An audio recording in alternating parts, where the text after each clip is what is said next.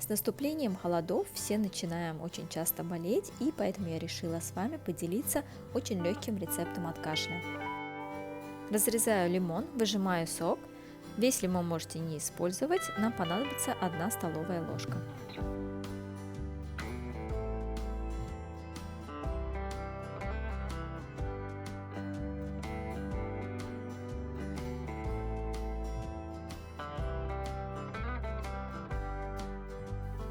Теперь нам всего лишь нужно смешать 1 столовую ложку оливкового масла, 1 столовую ложку виноградного пекмеза. Для тех, кто не знает, что такое пекмез, это вываренный сироп из сока винограда, без добавления сахара. Сам по себе пекмез очень полезный как для детей, так и для взрослых. Особенно у кого анемия, рекомендую пекмез употреблять по 1 столовой ложке в день натощак.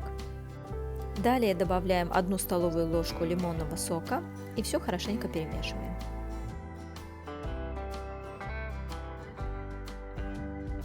Хочу отметить, что мне будет очень приятно, если вы лайкнете видео и подпишитесь на канал. Затем переливаем в баночку, закрываем крышкой и хорошенько взбалтываем. Употреблять по 1 столовой ложке в день, утром и вечером.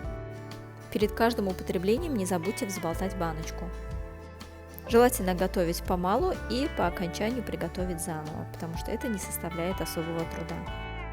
Я на этом с вами прощаюсь. Не болейте, будьте здоровы!